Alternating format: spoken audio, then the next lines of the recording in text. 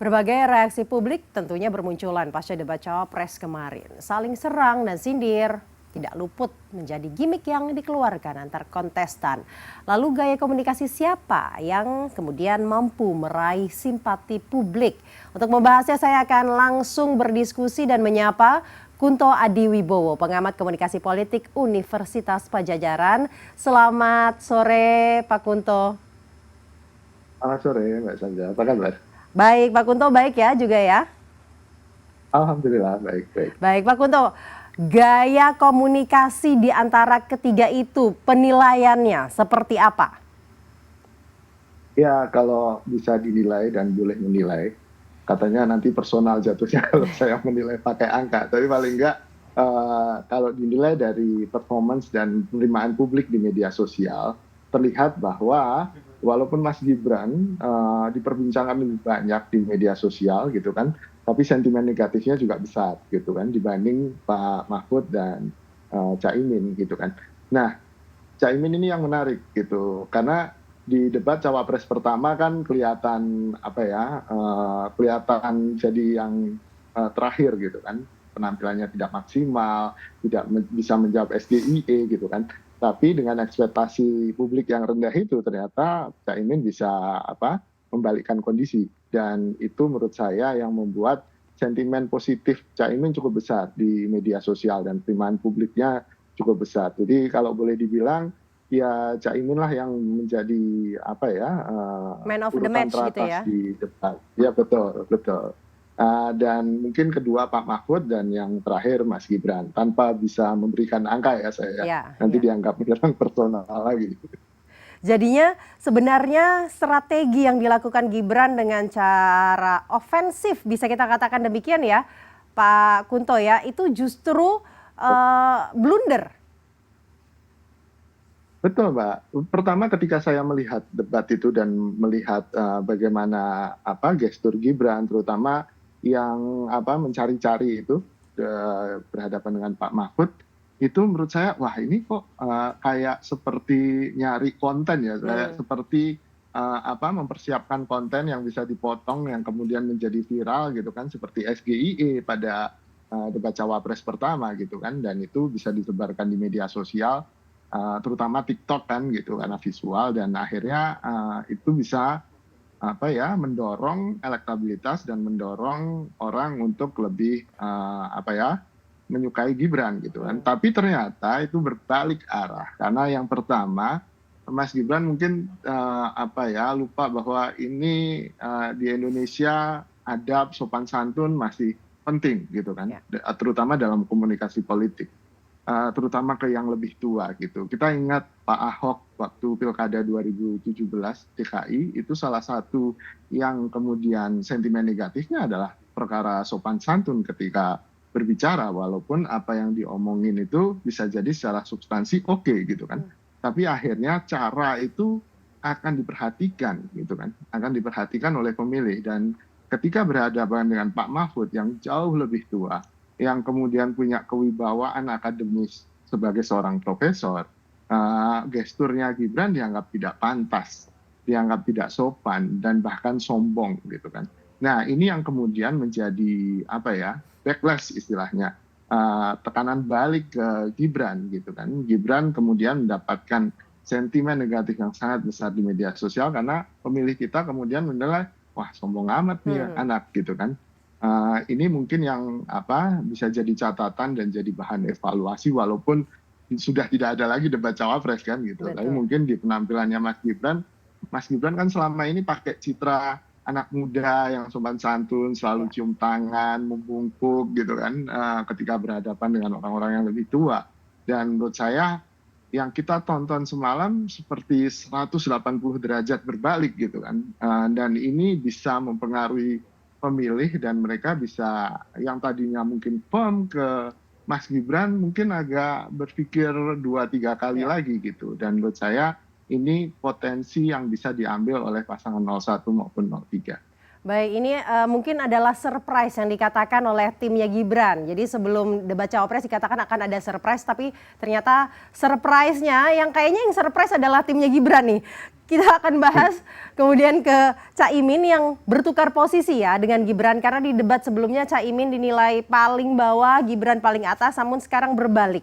Nah, tadi dikatakan oleh Pak Kunto karena ekspektasi terhadap Caimin ini kan cukup rendah ya melihat debat sebelumnya. Nah, keunggulannya ini karena memang performanya yang baik atau tadi karena dia underdog? Ya, itu saling berpengaruh, Mbak. Bukan karena yang satu saja gitu. Menurut saya dua faktor ini akhirnya diramu dengan baik oleh Caimin untuk mendapatkan keunggulan di debat cawapres kemarin gitu kan. Caimin cukup apa ya, strategis ketika menjawab, ketika kemudian disindir, diejek Gibran, dia tampak lebih apa ya, lebih santai menanggapinya, bahkan kemudian tenang Mas Gibran, semua ada etiknya gitu.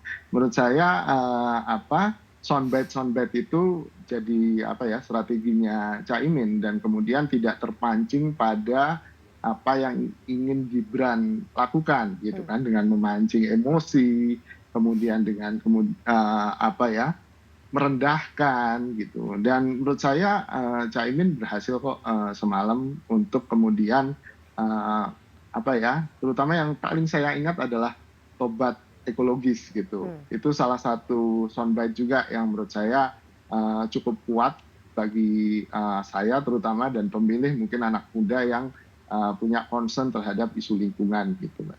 Itu artinya Caimin berhasil untuk mendapatkan soundbite yang penting secara gimmick maupun secara substantif.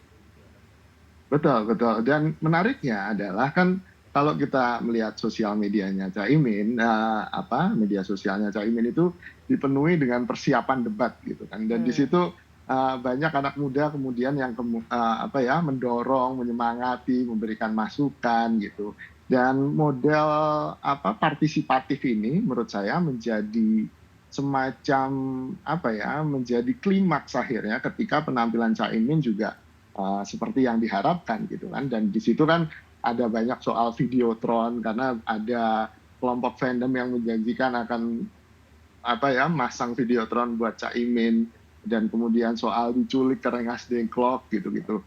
Di media sosial ini menjadi semacam narasi samping gitu kan, yang kemudian membuat apa yang dilakukan Caimin menjadi sebuah cerita utuh, bahwa keberhasilan Caimin tidak hanya dari Caimin sendiri, tapi ada apa ya, semacam partisipasi dari fansnya gitu, Mbak. Selepet yang dikatakan di debat pertama waktu itu kemudian jadi bumerang, benar-benar jadi pelajaran ya sepertinya untuk Caimin ya, Pak Kunto ya. Betul. Nah, kita Betul, karena iya, karena yang menarik adalah Caimin belajar soal selepetnya itu yang diulang berkali-kali di setiap dia bertanya atau di setiap dia menjawab, dan akhirnya publik menjadi apa ya, bosan, dan kemudian selepetnya kehilangan apa, sentuhan magisnya gitu kan. Nah, Mas Gibran ini sama di debat yang kemarin gitu. Mas Gibran di setiap dia punya kesempatan bertanya atau menjawab, dia selalu mengomentari atau istilahnya taunting lah, mengejek gitu kan. Ejekan-ejekan seperti botol plastik gitu kan, lalu ejekan lain ke Prof Mahfud gitu. Dan ini akhirnya menjadi selalu berlebihan. Mungkin kalau sekali, dua kali orang akan melihatnya sebagai sebuah apa ya, ekspresi otentik gitu, ekspresi keakraban untuk mencairkan suasana. Tapi karena sudah terlalu sering, akhirnya orang akan melihat bahwa ini strategi, ini jangan-jangan Gibran memang aslinya adalah orang yang senang mengejek. Nah itu, Mbak, menurut saya yang jadi blunder Gibran semalam gitu. Berlebihan memang selalu tidak baik ya. Kemudian kita akan berlanjut ke cawapres kita di nomor urut 3 yang sepertinya stagnan ya posisinya. Debat yang pertama ini juga berada di tengah, debat yang sekarang juga berada di tengah. Walaupun ada soundbite yang menarik ketika Mahfud MD tidak mau menjawab. Kenapa ini tidak lebih menang dibandingkan Muhaimin Iskandar? Iya, susahnya jadi Pak Mahfud itu karena ekspektasinya juga tinggi, Mbak, gitu. Kita kan ekspektasi ke Pak Mahfud yang sebagai seorang profesor, Menko Polhukam, itu kan sangat tinggi gitu. Dia harusnya memang bisa menguasai. Dan itu memang dilakukan oleh Pak Mahfud. Tapi kan orang berharap bahwa Pak Mahfud bisa melampaui. Jadi paling tidak ada ekspektasi publik, dan ketika Pak Mahfud bisa melampaui ini, maka tentu respon publik akan sangat positif, sentimennya akan sangat positif. Namun kan untuk bisa melampaui standarnya Pak Mahfud yang memang sudah tinggi ini memang susah oleh Pak Mahfud sendiri gitu kan.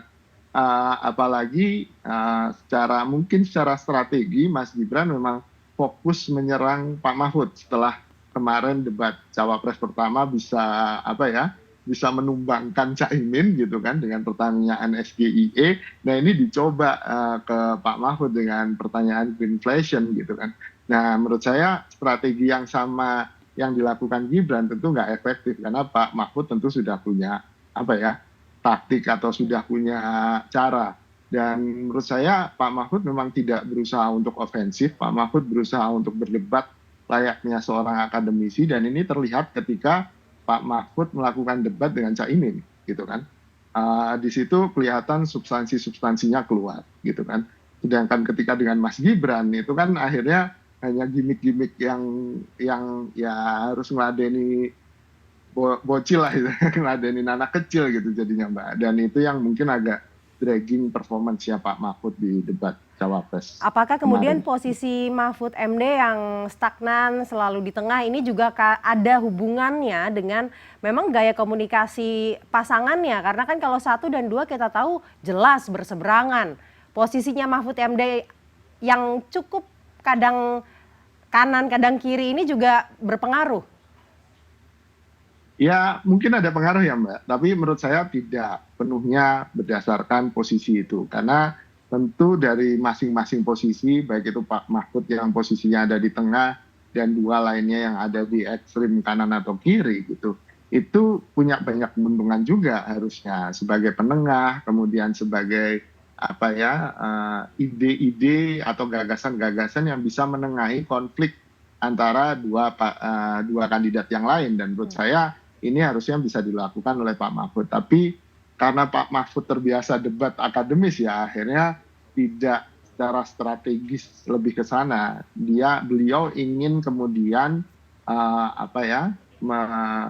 melontarkan debat ini atau melakukan debat ini semata-mata ingin melontarkan gagasan-gagasan beliau. Dan satu gagasan yang menurut saya menarik dan patut dicatat adalah perlindungan hukum bagi aktivis lingkungan. Dan menurut saya ini sesuatu yang berani, tidak dilontarkan oleh 01 maupun 02, dan cukup harus diapresiasi positif. Namun sayangnya kan kemudian substansi-substansi itu jadi latar belakang saja dari kemudian gimmick-gimmick dan gestur-gestur yang kemudian lebih banyak dibahas oleh kita di media maupun sosial media gitu. Nah, Pak Kunto melihat debat hingga saat ini dan juga berkaca pada debat pilpres sebelumnya, sebenarnya yang dicari di dalam debat itu idealnya memang substansinya. Namun kemudian apa fakta di lapangannya yang justru dilihat? Apakah memang dilihat oleh masyarakat justru gimmick belakanya sehingga para kontestan akhirnya mengangkat hal tersebut? Sebenarnya ada 2 Mbak. Karena satu, ketika kita memilih pemimpin, kita pasti akan ingin melihat substansi program, dan itu terlihat dalam visi misi.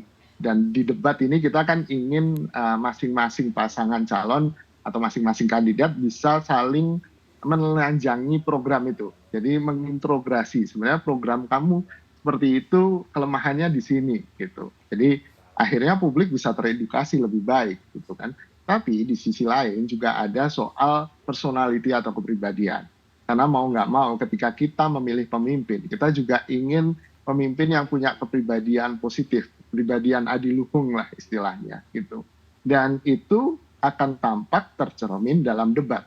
Ketika dia diserang, reaksinya seperti apa gitu kan. Dan ketika dia menyerang sedang di atas angin, apa yang dia lakukan? Apakah menjatuhkan, menginjak-injak lawan, atau justru lebih berbelas kasih? Nah, ini yang sebenarnya ingin dilihat oleh oleh pemilih. Apalagi kalau kita hitung-hitungan pemilih rasional di Indonesia kan sebenarnya tidak terlalu besar ya, yang punya pendidikan menengah dan tinggi, kemudian yang bisa kemudian secara rasional memilah-milah isu, itu tentu nggak terlalu besar di Indonesia. Kebanyakan melihat kualitas pemimpin dari kepribadiannya itu, Ya. gitu kan.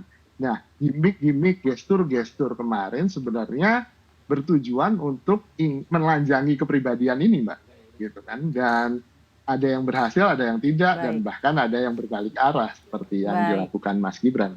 Saya rangkum itu artinya debat ini bisa mencerminkan isi otak dan juga isi hati para kontestan untuk kemudian meraih simpati para pemilih ya. Terima kasih Ya. pengamat komunikasi politik Unpad Kunto Adiwibowo telah bergabung bersama kami sore hari ini di CNN Indonesia Newsroom.